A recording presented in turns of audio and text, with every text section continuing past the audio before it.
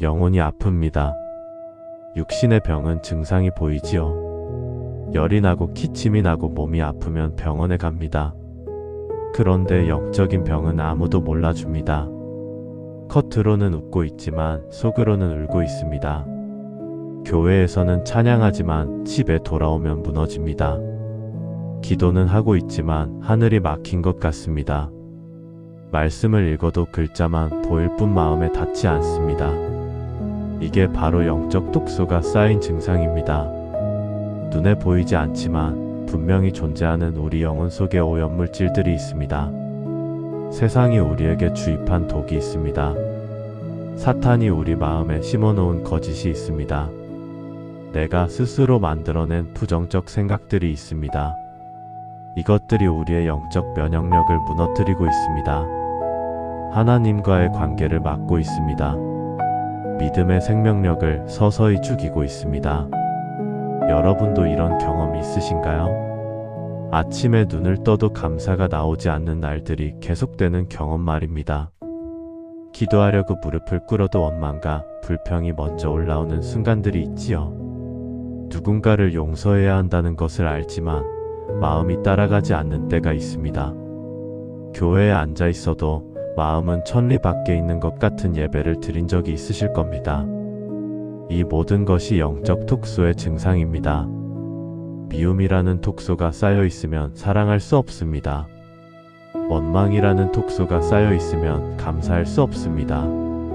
불안이라는 독소가 쌓여 있으면 평안을 누릴 수 없습니다. 죄책감이라는 독소가 쌓여 있으면 자유를 경험할 수 없습니다. 비교의식이라는 독소가 쌓여 있으면 기쁨을 잃어버립니다. 교만이라는 독소가 쌓여 있으면 하나님의 은혜를 받을 수 없습니다. 그런데 더 큰 문제가 있습니다. 이 독소들이 조용히 서서히 눈에 띄지 않게 쌓인다는 것입니다. 어느 날 갑자기 생긴 것이 아닙니다. 오랜 시간 동안 조금씩 우리 영혼 깊은 곳에 침투해 들어온 것입니다. 그래서 우리는 이것이 독소인지도 모르고 살아갑니다. 익숙해져서 이것이 당연한 것처럼 여기며 살아갑니다. 하지만 하나님은 아십니다. 우리 영혼의 상태를 정확히 아시는 분이십니다. 그리고 오늘 이 시간 하나님께서 여러분을 이곳으로 인도하셨습니다. 영적 독소를 제거하고 치유받기 위해서입니다. 새로워지고 회복되기 위해서입니다. 다시 살아나기 위해서입니다. 오늘 우리는 함께 기도하려고 합니다. 영적 독소를 제거하는 치유의 기도를 드리려고 합니다. 이 기도를 통해 여러분의 영혼이 정화되고 깨끗해지기를 간절히 소망합니다. 하나님의 치유의 능력이 여러분의 마음 깊은 곳까지 임하기를 기도합니다. 이제 함께 기도하시겠습니까? 마음을 열고 하나님 앞으로 나아가시겠습니까? 사랑의 하나님, 오늘 이 시간 주님 앞에 무릎을 꿇습니다.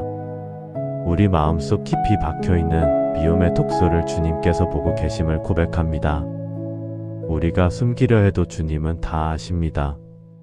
우리가 정당화하려 해도 주님은 진실을 보십니다. 주님, 저는 누군가를 미워하고 있습니다.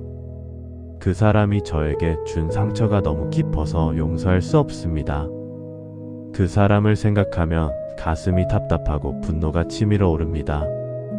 그 사람 때문에 제 삶이 이렇게 되었다는 생각에 원망이 가득합니다. 이 미움이 제 영혼을 갉아먹고 있다는 것을 압니다. 이 미움이 저를 하나님으로부터 멀어지게 한다는 것을 압니다. 하지만 놓을 수가 없습니다. 용서하고 싶어도 마음이 따라가지 않습니다. 주님, 성경은 이렇게 말씀하십니다. 너희가 사람의 잘못을 용서하면 너희 하늘 아버지께서도 너희 잘못을 용서하시려니와 너희가 사람의 잘못을 용서하지 아니하면 너희 아버지께서도 너희 잘못을 용서하지 아니하시리라. 마태복음 6장 14, 15절. 이 말씀이 제 가슴을 찌릅니다. 용서하지 않으면 저도 용서받지 못한다는 이 진리 앞에서 저는 두렵습니다. 주님, 이 말씀은 단순한 도덕적 교훈이 아닙니다. 이것은 영적 생명의 원리입니다. 용서는 선택이 아니라 필수입니다. 미움은 상대방을 향한 것 같지만 결국 나 자신을 파괴하는 톡소입니다. 미움을 품고 사는 사람은 상대방보다 자기 자신이 더 고통받습니다. 잠을 설치고 평안을 잃고 기쁨을 빼앗기고 건강까지 해칩니다. 미움은 마치 독약을 마시고 상대방이 죽기를 기다리는 것과 같습니다. 주님, 저는 이제 알았습니다. 미움이라는 톡소가 제 안에서 저를 죽이고 있다는 것을 깨달았습니다. 그래서 오늘 주님 앞에 이 미움을 내려놓기로 결단합니다. 주님, 제게 용서의 은혜를 주십시오. 제 힘으로는 할 수 없습니다. 주님의 능력으로만 가능합니다. 십자가에서 아버지여, 저들을 사하여 주옵소서, 자기들이 하는 것을 알지 못함이니 있다라고 기도하신 주님을 기억합니다. 주님도 억울하게 십자가에 달리셨지만 원수들을 용서하셨습니다. 그 용서의 능력이 저에게도 임하기를 간구합니다. 제 마음속에 있는 미움의 뿌리를 주님께서 뽑아주십시오. 그 자리에 주님의 사랑을 채워주십시오. 상처 입은 제 마음을 주님의 치유의 손길로 어루만져 주십시오. 그래서 제가 다시 사랑할 수 있게 해주십시오. 그래서 제가 다시 기쁨을 회복하게 해주십시오. 그래서 제가 다시 평안을 누리게 해주십시오.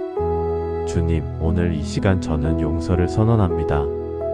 제게 상처 준 그 사람을 용서합니다.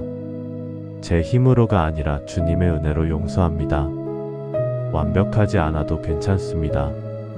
시작이라도 하는 것이 중요합니다. 주님께서 저를 도우실 것을 믿습니다. 이 용서의 결단이 제 영혼의 치유를 가져올 것을 믿습니다. 미움의 톡소가 제거되고 사랑의 능력이 회복될 것을 믿습니다. 긍휼의 하나님, 저의 마음속에 깊이 자리 잡은 원망을 주님께서 보고 계심을 고백합니다. 저는 제 인생이 왜 이렇게 되었는지 이해할 수 없습니다. 열심히 살았는데 왜 이런 고난이 왔는지 억울합니다. 신앙생활도 성실히 했는데 왜 응답이 없는지 답답합니다. 다른 사람들은 다 잘 되는 것 같은데 왜 나만 이렇게 힘든지 서러움이 밀려옵니다. 주님, 저는 하나님을 원망하고 있습니다. 입으로는 감사하다고 말하지만 마음속으로는 불평하고 있습니다. 기도는 드리지만 진심이 담기지 않습니다. 찬양은 부르지만 기쁨이 없습니다. 이 원망이라는 톡소가 제 영혼을 병들게 하고 있습니다. 주님, 성경은 이렇게 말씀하십니다. 범사에 감사하라. 이것이 그리스도 예수 안에서 너희를 향하신 하나님의 뜻이니라. 데살로니가전서 5장 18절. 범사에 감사하라고 하셨습니다. 좋을 때만이 아니라 어려울 때도 감사하라는 말씀입니다. 이 말씀이 처음에는 이해되지 않았습니다. 어떻게 고통 속에서 감사할 수 있습니까? 어떻게 눈물 흘리며 감사할 수 있습니까? 그런데 주님께서 깨닫게 해주셨습니다. 감사는 상황에 대한 것이 아니라 하나님께 대한 것이라는 진리를 알게 해주셨습니다. 상황은 좋지 않을 수 있습니다. 환경은 어려울 수 있습니다. 그러나 하나님은 변함없이 선하시고 신실하십니다. 하나님은 나를 사랑하시고 나를 위한 계획을 가지고 계십니다. 비록 지금은 보이지 않아도 하나님은 일하고 계십니다. 비록 지금은 이해되지 않아도 하나님의 때가 있습니다. 욥을 생각해 봅니다. 그는 하루아침에 모든 것을 잃었습니다. 자녀들, 재산, 건강까지 다 빼앗겼습니다. 그의 친구들조차 그를 정죄했습니다.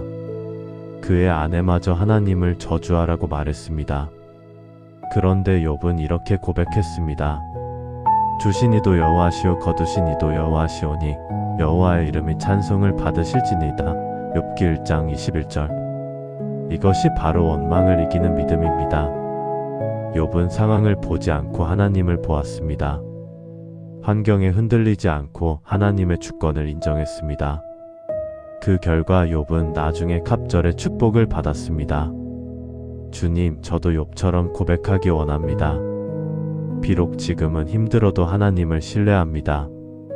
비록 지금은 이해되지 않아도 하나님의 계획을 믿습니다. 주님께서 저에게 주신 것도 거두신 것도 다 합력하여 선을 이루실 것을 믿습니다. 주님, 제 마음속에 있는 원망의 독소를 제거해 주십시오.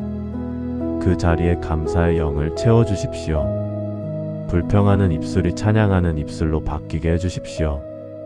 원망하는 마음이 감사하는 마음으로 변화되게 해 주십시오.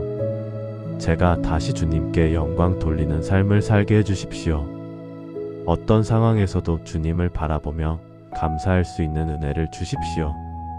주님, 오늘 이 시간 저는 원망을 내려놓습니다. 감사를 선택합니다. 불평 대신 찬양을 선택합니다. 이것이 제 의지만으로 되는 것이 아님을 압니다. 주님께서 도우실 것을 믿습니다. 성령님께서 제 마음에 감사의 영을 부어주실 것을 믿습니다. 원망의 톡수가 제거되고 감사의 능력이 회복될 것을 믿습니다. 평강의 하나님, 제 마음속을 가득 채운 불안과 두려움을 주님께 고백합니다. 저는 미래가 두렵습니다. 내일이 다음 주가, 다음 달이 어떻게 될지 몰라서 불안합니다. 경제적으로 어떻게 될지, 건강은 괜찮을지, 가족은 안전할지 걱정됩니다. 이 불안이 저를 잠 못 이루게 합니다. 이 두려움이 저를 앞으로 나아가지 못하게 합니다. 걱정과 염려가 제 마음을 짓누르고 있습니다. 주님, 이 불안이라는 톡수가 제 삶의 기쁨을 빼앗아가고 있습니다. 현재를 누리지 못하고 미래를 염려하며 살고 있습니다. 주님께서 주신 오늘을 감사하지 못하고 오지 않은 내일을 두려워하고 있습니다. 이것이 얼마나 어리석은 것인지 압니다. 하지만 제 마음을 제가 통제할 수 없습니다. 주님, 성경은 이렇게 말씀하십니다. 아무것도 염려하지 말고 다만 모든 일에 기도와 간구로 너희 구할 것을 감사함으로 하나님께 아뢰라. 그리하면 모든 지각에 뛰어난 하나님의 평강이 그리스도 예수 안에서 너희 마음과 생각을 지키시리라. 빌립보서 4장 6, 7절. 아무것도 염려하지 말라고 하셨습니다. 이것은 명령입니다. 선택사항이 아닙니다. 그런데 어떻게 염려하지 않을 수 있습니까? 주님께서 그 방법도 알려주셨습니다. 기도와 간구로 감사함으로 하나님께 아뢰라고 하셨습니다. 그러면 하나님의 평강이 우리 마음과 생각을 지키신다고 약속하셨습니다.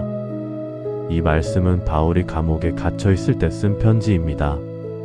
바울의 상황은 우리보다 훨씬 더 어려웠습니다. 죽음 앞에 서 있었습니다. 미래가 불확실했습니다. 그런데 그는 기쁨과 평안으로 가득했습니다. 왜 그랬을까요? 상황을 보지 않고 하나님을 보았기 때문입니다. 환경에 의지하지 않고 하나님께 의지했기 때문입니다. 예수님께서도 말씀하셨습니다. 그러므로 내일을 위하여 염려하지 말라. 내일일은 내일이 염려할 것이요 한날의 괴로움은 그 날로 족하니라. 마태복음 6장 34절. 내일을 염려하지 말라는 것은 무책임하게 살라는 것이 아닙니다. 내일을 하나님께 맡기고 오늘에 집중하라는 말씀입니다. 하나님께서 오늘을 책임지신 것처럼 내일도 책임지실 것을 믿으라는 것입니다. 주님, 저는 참새와 백합화를 기억합니다. 참새 한 마리도 하나님께서 돌보신다고 하셨습니다. 들의 백합화도 하나님께서 입히신다고 하셨습니다. 하물며 하나님의 자녀인 저를 어찌 돌보지 않으시겠습니까? 주님께서 저를 사랑하시는 것을 압니다.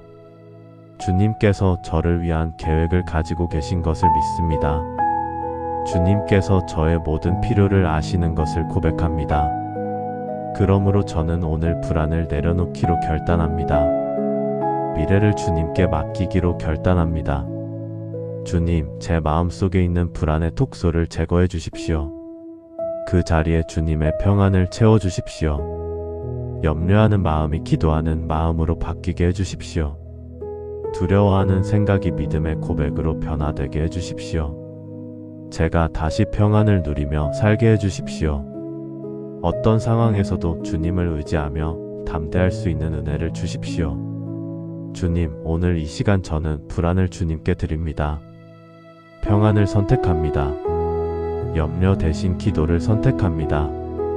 이것이 쉽지 않을 것을 압니다. 그러나 주님께서 도우실 것을 믿습니다. 성령님께서 제 마음에 평강을 부어주실 것을 믿습니다. 불안의 톡소가 제거되고 평안의 능력이 회복될 것을 믿습니다. 의로우신 하나님, 제 마음을 짓누르는 죄책감을 주님께 아뢰옵니다. 저는 과거의 죄 때문에 고통받고 있습니다. 이미 회개했지만 그 기억이 저를 괴롭힙니다. 하나님께서 용서하셨다는 것을 믿지만 제 스스로를 용서할 수 없습니다. 왜 그런 잘못을 저질렀는지 후회됩니다. 그때로 돌아가서 다시 선택할 수 있다면 좋겠습니다. 하지만 과거는 바꿀 수 없습니다. 이미 저지른 죄는 지울 수 없습니다. 이 죄책감이 저를 정죄하고 있습니다. 이 정죄감이 저를 자유롭지 못하게 합니다. 주님 앞에 담대히 나아가지 못하게 합니다. 주님, 이 죄책감이라는 톡소가 제 영혼을 짓누르고 있습니다. 저는 제가 용서받을 자격이 없다고 느낍니다. 저는 제가 하나님의 사랑을 받을 만하지 않다고 생각합니다. 이런 생각이 저를 하나님으로부터 멀어지게 합니다.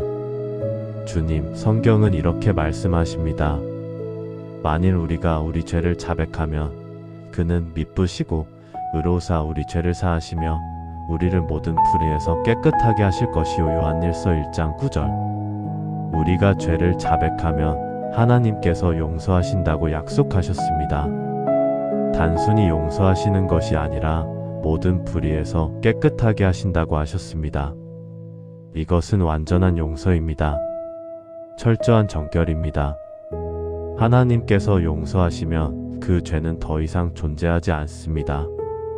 동이서에서 먼 것 같이 우리의 죄가를 우리에게서 멀리 옮기셨으며 시편 103편 12절. 하나님께서 우리의 죄를 동이서에서 먼 것만큼 멀리 옮기셨다고 하셨습니다. 완전히 제거하셨다는 말씀입니다. 다시는 기억하지 않으신다는 뜻입니다. 내가 그들의 악행을 사하고 다시는 그 죄를 기억하지 아니하리라. 히브리서 8장 12절. 하나님께서 우리 죄를 다시는 기억하지 않으신다고 약속하셨습니다. 그런데 우리는 계속 그 죄를 붙들고 있습니다. 하나님은 잊으셨는데 우리가 기억하고 있습니다. 하나님은 용서하셨는데 우리가 자신을 정죄하고 있습니다. 이것은 사탄의 거짓말에 속는 것입니다. 사탄은 고발하는 자입니다. 그는 끊임없이 우리의 과거를 들추어냅니다. 우리가 용서받을 자격이 없다고 속삭입니다.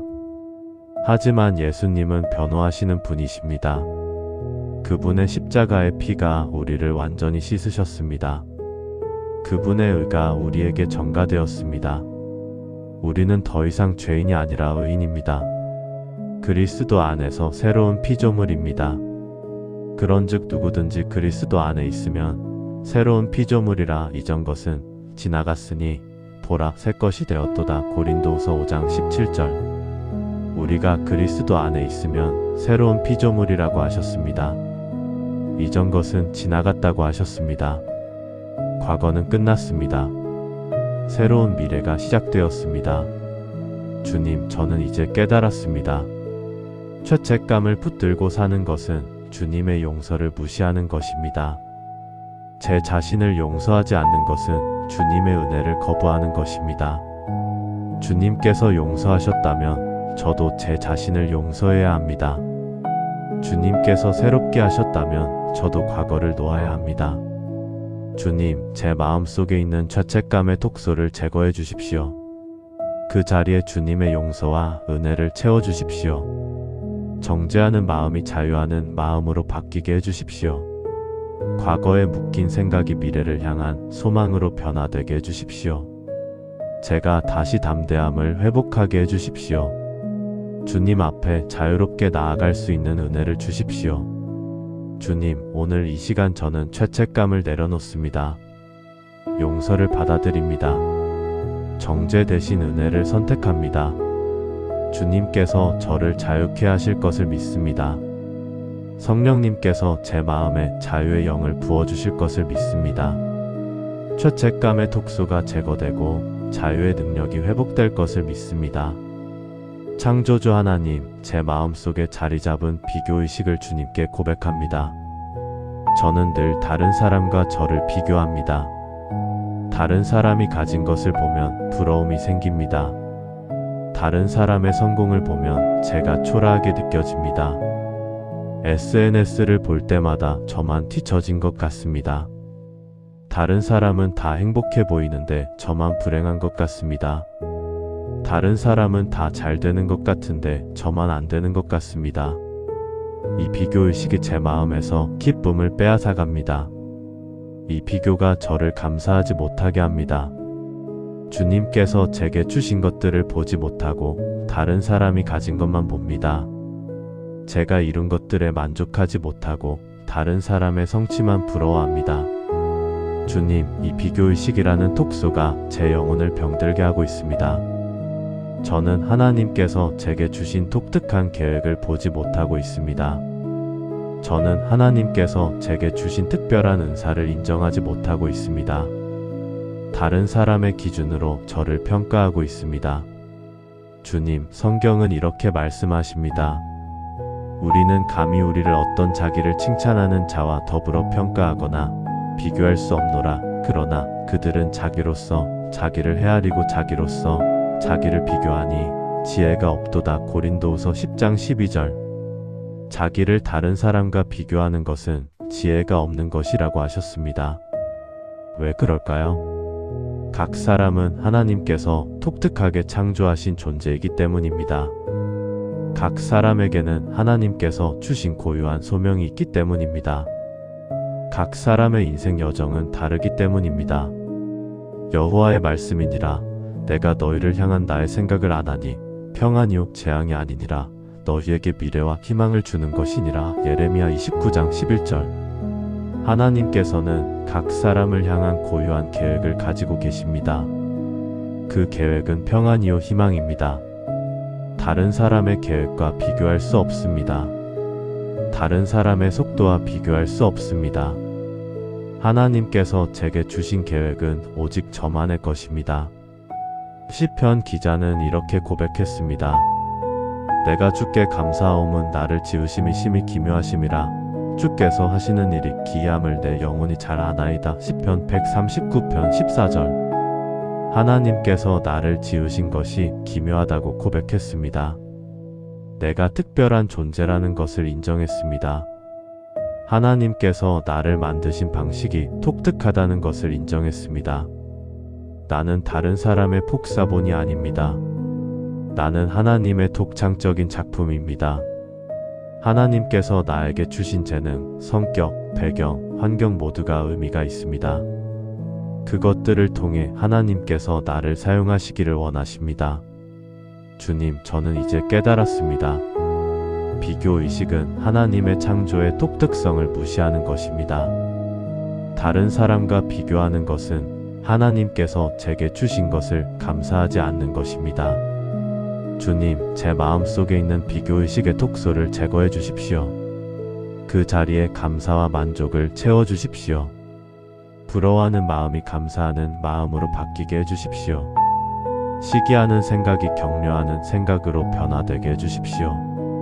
제가 다시 제 자신을 사랑하게 해주십시오. 하나님께서 제게 주신 것들에 만족하며 살 수 있는 은혜를 주십시오. 주님, 오늘 이 시간 저는 비교의식을 내려놓습니다. 제 자신을 있는 그대로 받아들입니다. 시기 대신 감사를 선택합니다. 주님께서 저를 자유케 하실 것을 믿습니다. 성령님께서 제 마음에 만족의 영을 부어주실 것을 믿습니다. 비교의식의 톡소가 제거되고 감사의 능력이 회복될 것을 믿습니다. 거룩하신 하나님, 제 마음속 깊이 숨어있는 교만을 주님께 고백합니다. 저는 겉으로는 겸손한 척하지만 속으로는 교만합니다. 제 능력을 자랑하고 싶어합니다. 제 업적을 인정받고 싶어합니다. 다른 사람보다 낫다고 생각합니다. 제 의견이 옳다고 확신합니다. 조언을 듣기보다 가르치려 합니다. 낮아지기보다 높아지려 합니다. 주님, 이 교만이라는 톡소가 제 영적 성장을 막고 있습니다. 교만은 하나님의 은혜를 받지 못하게 합니다. 교만은 다른 사람과의 관계를 망칩니다. 교만은 결국 저를 넘어뜨립니다. 저는 제 교만을 정당화하려 합니다. 이것은 자신감이라고, 자존감이라고 포장하려 합니다. 하지만 주님은 아십니다. 이것이 교만이라는 것을 주님은 정확히 보십니다. 주님, 성경은 이렇게 말씀하십니다. 교만은 패망의 선봉이요 거만한 마음은 넘어짐의 앞잡이니라. 잠언 16장 18절. 교만은 패망으로 이어진다고 경고하셨습니다. 교만한 자는 반드시 넘어진다고 하셨습니다. 이것은 피할 수 없는 영적 법칙입니다. 하나님은 교만한 자를 물리치시고 겸손한 자에게 은혜를 주시느니라. 야고보서 4장 6절. 하나님께서는 교만한 자를 대적하신다고 하셨습니다. 반대로 겸손한 자에게는 은혜를 주신다고 약속하셨습니다. 교만과 겸손 중 무엇을 선택하느냐에 따라 우리가 받는 것이 달라집니다. 교만을 선택하면 하나님의 대적을 받습니다. 겸손을 선택하면 하나님의 은혜를 받습니다. 예수님께서는 겸손의 본을 보이셨습니다. 그는 근본 하나님의 본체시나 하나님과 동등됨을 취할 것으로 여기지 아니하시고 오히려 자기를 비어 종의 형체를 가지사 사람들과 같이 되셨고 사람의 모양으로 나타나사 자기를 낮추시고 죽기까지 복종하셨으니 곧 십자가의 죽으심이라. 빌립보서 2장 6, 8절. 예수님은 하나님이시지만 자기를 낮추셨습니다. 종의 형체를 취하셨습니다. 십자가에 죽기까지 복종하셨습니다. 이것이 진정한 겸손입니다. 이것이 우리가 본받아야 할 모습입니다. 우리가 가진 모든 것이 하나님께로부터 온 것입니다. 내게 있는 것 중에 받지 아니한 것이 무엇이냐? 내가 받았은즉 어찌하여 받지 아니한 것 같이 자랑하느냐? 고린도전서 4장 7절. 우리가 가진 재능, 지식, 성공, 물질 모든 것이 하나님께서 주신 것입니다. 그런데 우리는 마치 우리 힘으로 이룬 것처럼 자랑합니다. 이것이 바로 교만입니다. 세례 요한은 이렇게 고백했습니다. 그는 흥하여야 하겠고 나는 쇠하여야 하리라. 요한복음 3장 30절. 예수님은 높아져야 하고 자신은 낮아져야 한다고 말했습니다. 이것이 진정한 겸손의 태도입니다. 주님을 높이고 자신을 낮추는 것입니다. 주님, 저는 이제 깨달았습니다. 교만은 제가 하나님을 필요로 하지 않는다는 선언입니다. 교만은 제가 스스로 충분하다는 착각입니다. 하지만 사실은 저는 하나님 없이는 아무것도 할 수 없습니다. 예수님께서 말씀하셨습니다. 나를 떠나서는 너희가 아무것도 할 수 없음이라. 요한복음 15장 5절. 주님을 떠나서는 아무것도 할 수 없습니다. 이것을 인정하는 것이 겸손입니다. 주님, 제 마음속에 있는 교만의 톡소를 제거해 주십시오. 그 자리에 겸손을 채워 주십시오. 자랑하는 마음이 감사하는 마음으로 바뀌게 해 주십시오. 높아지려는 생각이 낮아지려는 자세로 변화되게 해 주십시오. 제가 다시 주님을 의지하게 해 주십시오. 매 순간 하나님의 은혜가 필요함을 고백하게 해주십시오. 주님, 오늘 이 시간 저는 교만을 내려놓습니다. 겸손을 선택합니다. 자랑 대신 감사를 선택합니다. 주님께서 저를 낮추시고 높이실 것을 믿습니다. 성령님께서 제 마음에 겸손의 영을 부어주실 것을 믿습니다. 교만의 톡수가 제거되고 겸손의 능력이 회복될 것을 믿습니다. 자비의 하나님, 제 안에 끓어오르는 분노를 주님께 아뢰옵니다. 저는 화가 많습니다. 작은 일에도 쉽게 짜증이 납니다. 마음에 들지 않는 일이 생기면 참지 못합니다. 가족에게, 동료에게, 심지어 낯선 사람에게도 화를 냅니다. 화를 내고 나면 후회하지만 또다시 반복됩니다. 이 분노가 저를 지치게 합니다. 이 화가 제 관계를 망칩니다. 사랑하는 사람들에게 상처를 줍니다. 주님, 이 분노라는 톡수가 제 영혼을 태우고 있습니다. 분노는 제 평안을 빼앗아갑니다. 분노는 제 건강을 해칩니다. 분노는 결국 저 자신을 파괴합니다. 저는 제 분노를 정당화하려 합니다.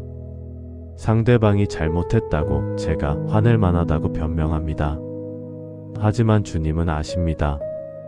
이 분노가 죄라는 것을 주님은 정확히 보십니다. 주님, 성경은 이렇게 말씀하십니다. 분을 내어도 죄를 짓지 말며 해가 지도록 분을 품지 말고. 에베소서 4장 26절. 분을 품지 말라고 하셨습니다. 해가 지기 전에 풀라고 하셨습니다. 분노를 하루 이상 품고 있으면 그것이 독소가 됩니다. 쌓이고 쌓여서 우리 영혼을 부패시킵니다. 너희는 모든 악독과 노함과 분냄과 떠드는 것과 비방하는 것을 모든 악의와 함께 버리고. 에베소서 4장 31절. 노함과 분냄을 버리라고 명령하셨습니다. 이것은 선택사항이 아닙니다. 반드시 버려야 할 죄입니다. 사람의 성내는 것이 하나님의 의를 이루지 못함이라. 야고보서 1장 20절. 우리의 분노는 하나님의 의를 이루지 못합니다. 아무리 정당한 것 같아도 분노는 문제를 해결하지 못합니다. 오히려 상황을 악화시킬 뿐입니다. 예수님께서는 십자가에 달리시면서도 분노하지 않으셨습니다. 욕을 당하시되 맞대어 욕하지 아니하시고, 고난을 받으시되 위협하지 아니하시고, 오직 공의로 심판하시는 이에게 부탁하시며. 베드로전서 2장 23절. 예수님은 억울하게 고난받으셨지만 위협하지 않으셨습니다. 욕을 당하셨지만 맞대어 욕하지 않으셨습니다. 모든 것을 하나님께 맡기셨습니다. 이것이 우리가 본받아야 할 모습입니다. 다윗은 사울에게 쫓기면서 여러 번 사울을 죽일 기회가 있었습니다. 하지만 그는 복수하지 않았습니다. 오히려 사울을 살려주었습니다. 원수 갚는 것이 내게 있으니 내가 갚으리라. 로마서 12장 19절. 원수 갚는 것은 하나님의 몫입니다. 우리가 직접 갚으려 하지 말아야 합니다. 하나님께 맡기고 우리는 용서해야 합니다. 오히려 내 원수가 줄이거든 먹이고 목마르거든 마시게 하라. 그리함으로 내가 숯불을 그 머리에 쌓아놓으리라. 악에게 치지 말고 선으로 악을 이기라. 로마서 12장 21절. 원수에게 선으로 갚으라고 하셨습니다. 악에게 치지 말고 선으로 악을 이기라고 하셨습니다. 이것이 하나님의 방법입니다. 주님, 저는 이제 깨달았습니다. 분노는 저를 보호하는 것이 아니라 파괴합니다. 분노는 문제를 해결하는 것이 아니라 악화시킵니다. 진정한 강함은 화를 참는 것입니다. 진정한 용기는 용서하는 것입니다. 주님, 제 마음속에 있는 분노의 독소를 제거해 주십시오. 그 자리에 인내와 온유를 채워주십시오. 화내는 습관이 기도하는 습관으로 바뀌게 해주십시오. 폭발하는 마음이 평안한 마음으로 변화되게 해주십시오. 제가 다시 온유함을 회복하게 해주십시오. 어떤 상황에서도 절제할 수 있는 은혜를 주십시오. 주님, 오늘 이 시간 저는 분노를 내려놓습니다. 인내를 선택합니다. 화 대신 기도를 선택합니다. 주님께서 저를 변화시키실 것을 믿습니다. 성령님께서 제 마음에 온유의 영을 부어주실 것을 믿습니다. 분노의 톡소가 제거되고 온유의 능력이 회복될 것을 믿습니다. 진리의 하나님, 제 입술과 마음에 있는 거짓을 주님께 고백합니다. 저는 진실하지 못합니다. 작은 거짓말을 자주 합니다. 과장하고 숨기고 왜곡합니다. 불리할 때는 사실을 감춥니다. 유리할 때는 부풀립니다. 때로는 거짓말인 줄도 모르고 습관처럼 합니다. 이 거짓이 제 인격을 더럽힙니다. 이 거짓이 제 신뢰를 무너뜨립니다. 주님, 이 거짓이라는 톡소가 제 영혼을 병들게 하고 있습니다. 거짓은 또 다른 거짓을 낳습니다. 하나의 거짓을 감추기 위해 더 많은 거짓을 만들어야 합니다. 결국 거짓의 그물에 저 자신이 갇히게 됩니다. 저는 제 거짓을 정당화하려 합니다. 이것은 작은 거짓말이라고 해가 없다고 변명합니다. 때로는 상대방을 배려하기 위한 거짓이라고 합리화합니다. 하지만 주님은 아십니다.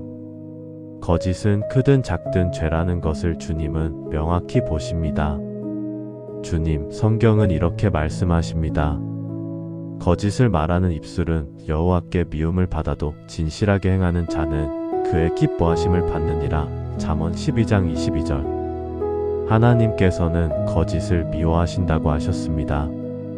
반대로 진실을 기뻐하신다고 하셨습니다. 거짓은 단순한 도덕적 문제가 아닙니다. 이것은 하나님과의 관계를 망치는 영적 문제입니다. 마귀는 거짓말쟁이요 거짓의 아비이기 때문이라. 요한복음 8장 44절. 예수님께서 마귀를 거짓의 아비라고 하셨습니다. 거짓은 마귀의 본성입니다. 우리가 거짓말을 할 때 우리는 마귀의 성품을 담는 것입니다. 반대로 하나님은 진리이십니다. 하나님은 거짓말을 하실 수 없으시니 히브리서 6장 18절. 하나님은 절대로 거짓말을 하지 않으십니다.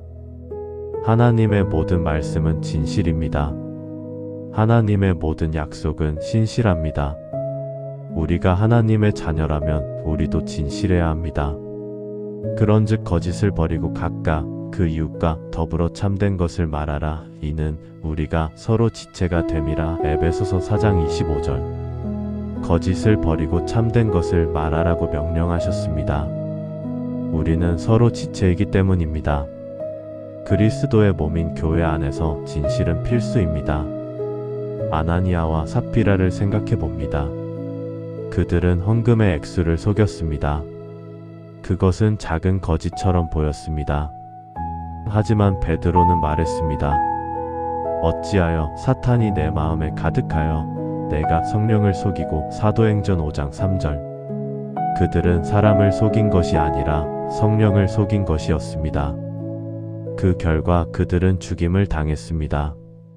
거짓이 얼마나 심각한 죄인지를 보여주는 사건입니다. 주님, 저는 이제 깨달았습니다. 거짓은 저를 보호하는 것이 아니라 파괴합니다. 거짓은 관계를 유지하는 것이 아니라 깨뜨립니다. 진실만이 저를 자유케 합니다. 진리를 알지니 진리가 너희를 자유롭게 하리라. 요한복음 8장 32절. 주님, 제 마음속에 있는 거짓의 톡소를 제거해 주십시오. 그 자리에 진실을 채워 주십시오. 거짓말하는 입술이 진실을 말하는 입술로 바뀌게 해 주십시오. 숨기는 마음이 투명한 마음으로 변화되게 해 주십시오. 제가 다시 진실한 사람이 되게 해 주십시오. 어떤 상황에서도 진실할 수 있는 용기를 주십시오. 주님, 오늘 이 시간 저는 거짓을 내려놓습니다. 진실을 선택합니다. 거짓말 대신 진실한 고백을 선택합니다. 주님께서 저를 진실한 사람으로 만드실 것을 믿습니다. 성령님께서 제 마음에 진리의 영을 부어주실 것을 믿습니다. 거짓의 톡수가 제거되고 진실의 능력이 회복될 것을 믿습니다. 은혜의 하나님, 제 마음속 깊이 자리한 욕심을 주님께 고백합니다. 저는 늘 더 많은 것을 원합니다. 가진 것에 만족하지 못하고 더 많이 갖고 싶어 합니다. 돈, 명예, 권력, 인정, 사랑. 끝없이 더 원합니다. 채워도 만족이 없습니다. 얻어도 기쁨이 오래가지 않습니다. 이 욕심이 저를 쉬지 못하게 합니다. 이 탐욕이 저를 평안하지 못하게 합니다. 주님, 이 욕심이라는 톡수가 제 영혼을 메마르게 하고 있습니다. 욕심은 제 눈을 가려서 이미 가진 것을 보지 못하게 합니다.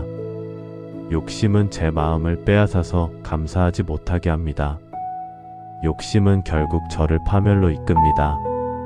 저는 제 욕심을 정당화하려 합니다. 이것은 발전을 위한 것이라고, 가족을 위한 것이라고 변명합니다. 더 나은 미래를 위한 것이라고 합리화합니다. 하지만 주님은 아십니다. 이것이 탐욕이라는 것을 주님은 정확히 보십니다. 주님, 성경은 이렇게 말씀하십니다. 탐심은 우상 숭배니라. 골로새서 3장 5절. 탐심이 우상 숭배라고 하셨습니다.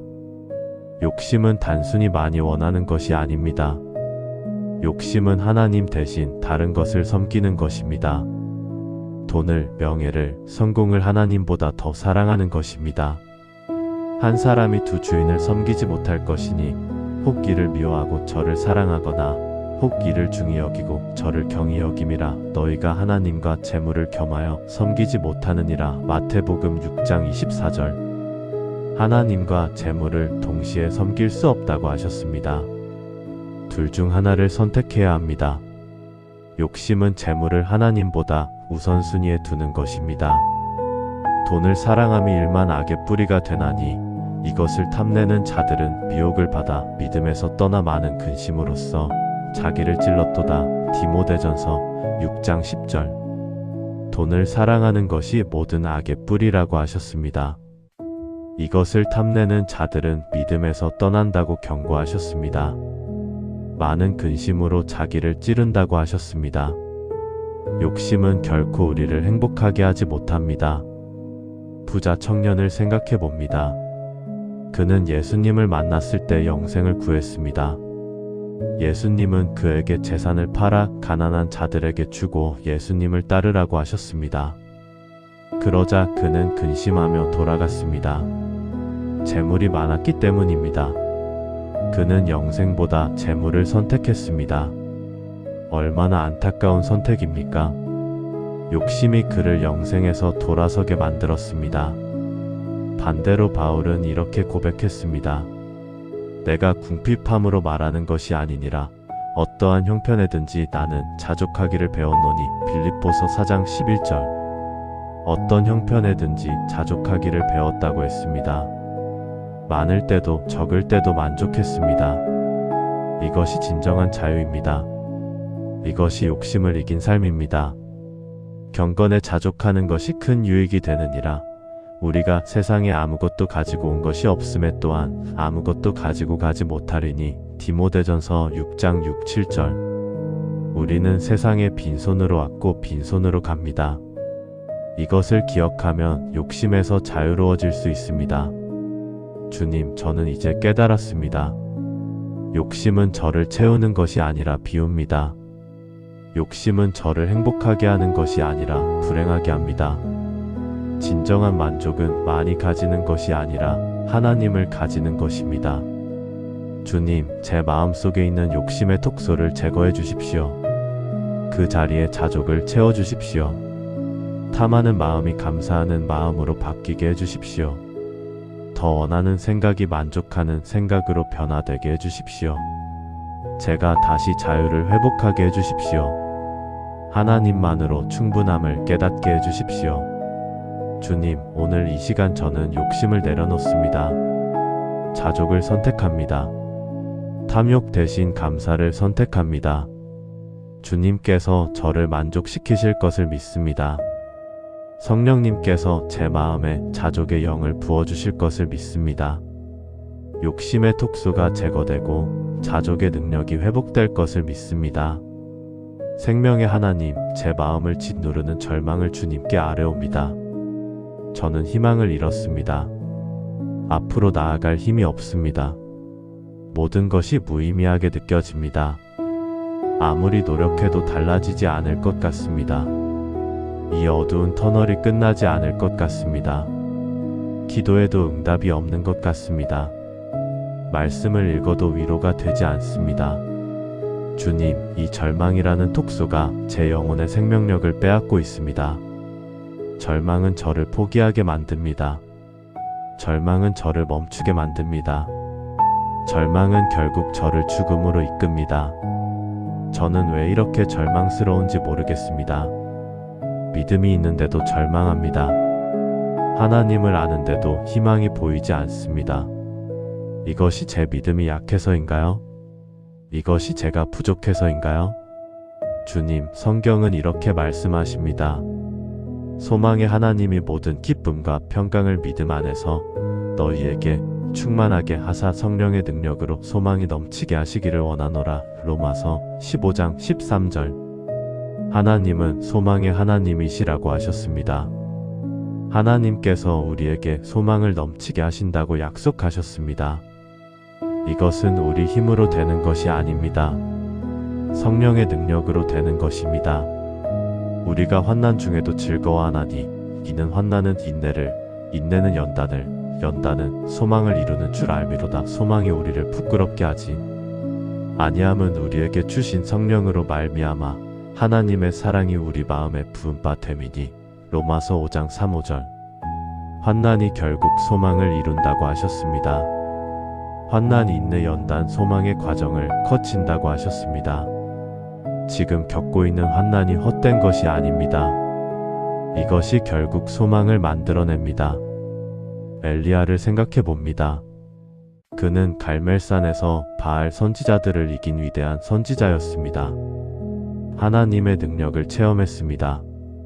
그런데 이세벨의 위협 한마디에 절망했습니다. 로뎀나무 아래 앉아서 죽기를 구했습니다. 여호와여 넉넉하오니 지금 내 생명을 거두시옵소서. 열왕기상 19장 4절. 이것이 우리의 모습입니다. 큰 승리 후에도 절망할 수 있습니다. 하나님을 체험한 후에도 낙심할 수 있습니다. 그런데 하나님께서 엘리야를 어떻게 다루셨습니까? 책망하지 않으셨습니다. 정죄하지 않으셨습니다. 대신 천사를 보내어 음식을 주셨습니다. 쉬게 하셨습니다. 회복시키셨습니다. 그리고 내가 여기서 무엇을 하느냐? 고 물으셨습니다. 그때 엘리야는 자신의 절망을 토해냈습니다. 하나님께서는 그의 절망을 들으셨습니다. 그리고 새로운 사명을 주셨습니다. 엘리야는 다시 일어났습니다. 희망을 회복했습니다. 요나도 마찬가지였습니다. 그는 하나님의 명령을 거역하고 도망갔습니다. 결국 물고기 뱃속에 들어갔습니다. 거기서 그는 절망했습니다. 나는 주의 목전에서 쫓겨났사오나. 요나 2장 4절. 하지만 그는 물고기 뱃속에서 기도했습니다. 구원은 여호와께로부터 말미암나이다. 요나 2장 9절. 이 고백이 그를 살렸습니다. 절망의 자리에서 희망을 선언한 것입니다. 그 결과 하나님께서 그를 구원하셨습니다. 다시 사명을 주셨습니다. 주님, 저도 알았습니다. 절망은 상황이 아니라 선택입니다. 희망도 감정이 아니라 결단입니다. 상황이 절망적이어도 하나님을 바라보면 희망이 있습니다. 환경이 어두워도 하나님의 약속을 붙잡으면 빛이 있습니다. 여호와를 앙망하는 자는 새 힘을 얻으리니 톡수리가 날개치며 올라감 같을 것이요 다른 박질하여도 곤비하지 아니하겠고 걸어가도 피곤하지 아니하리로다. 이사야 40장 31절. 여호와를 앙망하는 자는 새 힘을 얻는다고 약속하셨습니다. 지금은 지쳤어도 다시 힘을 얻을 것입니다. 지금은 쓰러졌어도 다시 일어날 것입니다. 주님, 제 마음속에 있는 절망의 독소를 제거해 주십시오. 그 자리에 희망을 채워 주십시오. 포기하는 마음이 다시 일어서는 마음으로 바뀌게 해주십시오. 절망하는 생각이 소망하는 생각으로 변화되게 해주십시오. 제가 다시 생명력을 회복하게 해주십시오. 어떤 상황에서도 하나님을 바라보며 희망할 수 있는 은혜를 주십시오. 주님, 오늘 이 시간 저는 절망을 내려놓습니다. 희망을 선택합니다. 포기 대신 믿음을 선택합니다. 주님께서 저를 일으키실 것을 믿습니다. 성령님께서 제 마음에 소망의 영을 부어주실 것을 믿습니다. 절망의 독소가 제거되고 희망의 능력이 회복될 것을 믿습니다. 예수님의 이름으로 기도합니다. 아멘. 사랑하는 여러분, 우리는 지금 10가지 영적 독소를 제거하는 기도를 함께 드렸습니다. 미움, 원망, 불안, 죄책감, 비교의식, 교만, 분노, 거짓, 욕심, 절망. 이 모든 독소들이 우리 영혼을 병들게 했습니다. 하지만 오늘 우리는 이것들을 주님께 내려놓았습니다. 치유의 기도를 드렸습니다. 이제 무엇을 해야 할까요? 이 기도가 일회성으로 끝나서는 안 됩니다. 매일 주님 앞에 나아가 이 기도를 반복해야 합니다. 독소는 다시 쌓일 수 있기 때문입니다. 그러므로 매일 영적 정화가 필요합니다. 말씀으로, 기도로, 찬양으로 우리 영혼을 깨끗이 유지해야 합니다. 성령님께서 여러분과 함께 하실 것입니다. 하나님의 치유의 능력이 여러분의 삶에 임할 것입니다. 여러분이 다시 자유롭게, 건강하게, 생명력 있게 살아가기를 축복합니다. 여러분의 영혼이 정화되고 새로워지기를 기도합니다. 하나님의 은혜가 여러분의 삶을 완전히 변화시키기를 간절히 소망합니다. 아멘.